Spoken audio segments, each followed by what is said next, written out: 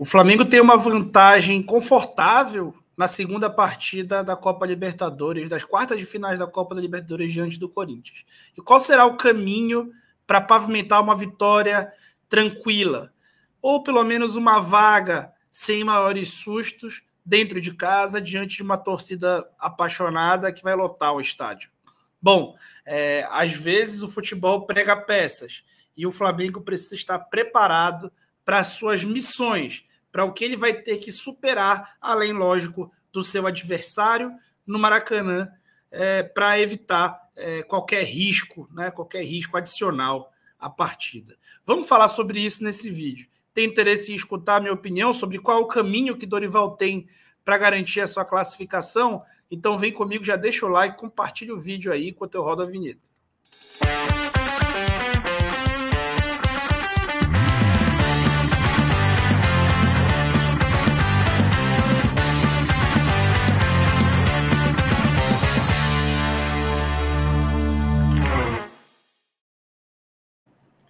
Quer assistir essa partida escutando os meus comentários?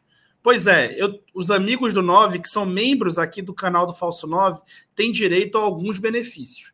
Entre esses benefícios, o principal deles é participar de um canal de Telegram, onde eu faço os comentários ao vivo durante as partidas do Flamengo. Você curte tática, tem interesse em entender essas nuances das partidas enquanto os jogos acontecem? Clica aqui no link na descrição do vídeo, é só R$5 por mês, um valor simbólico, você contribui com o meu trabalho, tá bom? Então, você tem interesse, já vai aí e me ajuda. Vamos falar dessa partida, né? Eu vou já colocar o material aqui, mas antes eu queria falar uma palavrinha com vocês. Os jogos de futebol, eles têm missões. Cada equipe entra com uma missão dentro de campo. Você pode entrar numa partida de 3 pontos num campeonato, você é o time da casa, é o mais forte, você tem que se impor e vencer os jogos. Em uma Copa, a situação muda um pouquinho, porque não saindo do clichê, é um jogo de 180 minutos. O Flamengo entra em campo classificado, né? O 0-0 o favorece para uma classificação até sem grande susto. Então, diferente da primeira partida, onde o objetivo do Flamengo era agredir o adversário e conquistar a vitória, o objetivo do time nessa partida ele não deixa de ser esse. Porém, o mais importante é não correr riscos. E não correr riscos no futebol de hoje passa muito por você ter o controle da bola, né? Especialmente para um time como o Flamengo, que tem dificuldade de realizar a marcação, não é um time com vocação marcadora, um time com vocação ofensiva. Então a melhor forma de se defender e de não correr riscos é reter a posse de bola. Então, dito tudo isso, nós vamos começar a falar aqui de qual seria o caminho da vaga. Eu já falei da posse de bola, mas a posse de bola não é o fim, né? É o meio disso tudo. E eu vou mostrar para vocês o fim, de como obter isso aí. Vamos lembrar, vamos colocar aqui as escalações prévias aí dadas pelo GE. O GE coloca o Corinthians num 4-3-3 com o Yuri Alberto e Roger Guedes, o Yuri Alberto aberto por um dos lados do campo, eu coloquei aqui do lado esquerdo, até para tentar agredir o lado mais forte do Flamengo ofensivamente. Mas será que vai ser isso mesmo? Vamos falar sobre isso já já. Bom, na primeira partida, gente, como eu falei para vocês, na primeira partida o Flamengo tinha um objetivo muito claro, né, que era agredir o adversário e não sofrer, né, especialmente no início do jogo. E aí, inclusive, se você quiser mais detalhes sobre a primeira partida, clica aqui no banner, né, que no banner você vai poder acessar a análise pós-jogo. Bom, e aí, a saída de bola, para evitar que o Corinthians avançasse tanto a marcação e conseguisse roubar a bola no ataque ou deixar o Flamengo muito acuado na sua defesa, o que o Dorival fez? Né? Ele abriu o Felipe Luiz e o Rodinei, um de cada lado, e fez o Santos realizar uma saída de 3 junto com os 2 zagueiros. E aí, o que eles faziam? O objetivo deles era fazer, como o Corinthians fazia esse cinturão aqui para tentar evitar os passes por fora, da mesma forma como o Flamengo faz, a missão desses jogadores era fazer um passe por elevação que alcançasse um dos 2 laterais e assim bater esses 3 homens da defesa corintiana. Como um deles, né, na verdade, dois deles eram os pontas, isso acabava dando uma certa liberdade, né? E o Corinthians, só que no início do jogo o Flamengo não estava conectando bem esses passes. Né? E no segundo tempo até passa a conectar um pouco mais, até o Corinthians mudar a forma de jogar, mas nós vamos já falar disso. E aí, no início do jogo, o Flamengo não estava conseguindo conectar bem esses passes. Estava errando os passes e cedendo laterais, e o Corinthians voltava a pressionar.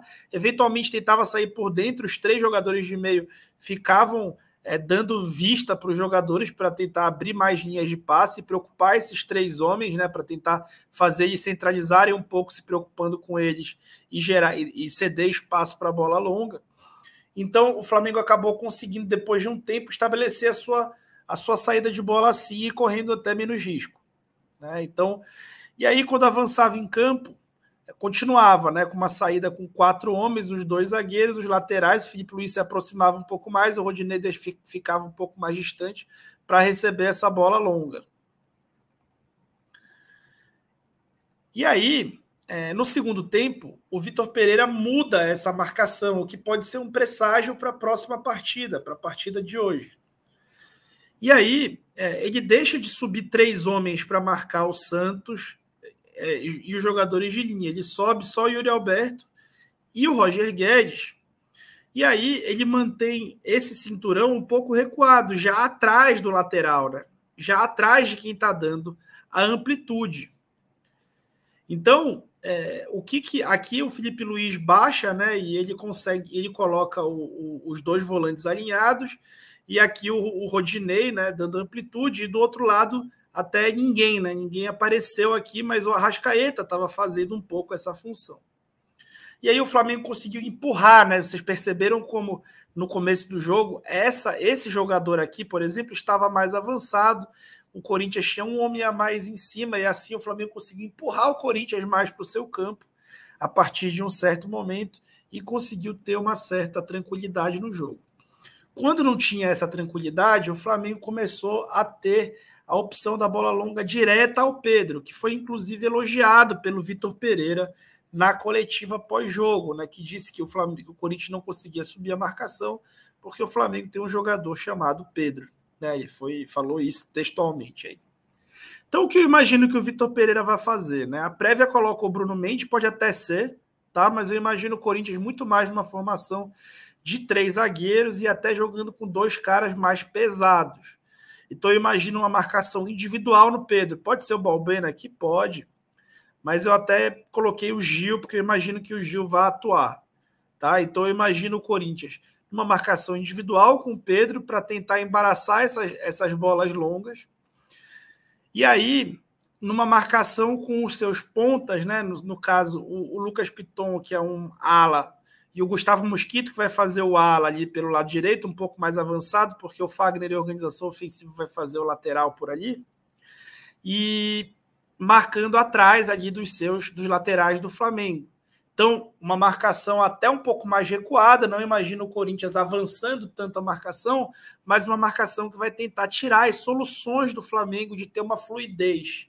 E essa fluidez é muito importante para que o Flamengo consiga reter a bola e fazer o seu jogo com uma certa naturalidade, né? E faz um gol ou manter o jogo muito longe do seu gol. O Corinthians deve subir a marcação, mas como eu falei, deve subir de uma forma mais conservadora, então deve ter um plano para marcar o Pedro na bola longa, isso com certeza vai haver, e um plano para marcar essa saída de bola de uma forma mais segura, como eu falei para vocês, marcando aqui os extremos do Corinthians, marcando os laterais do Flamengo e o Cantillo marcando o Thiago Maia, que deve fazer essa frente aí desses 2 homens. E aí, vamos para o grande segredo do vídeo aí, né? Na minha opinião, modesta opinião, né? Que, enfim, não entendo nada de futebol. O que eu imagino que o Dorival possa fazer para tentar manobrar um pouco essa estratégia do Vitor Pereira. Né? Então, primeiro, fazer uma saída de 3. Né? A saída de 3, diferente da saída com 4 homens, a saída de 3 ela tem o objetivo de empurrar o adversário para o próprio campo. Por quê? Porque ela acaba posicionando mais homens no meio, e posicionando mais homens no meio, ela precisa necessariamente do recuo dos jogadores adversários.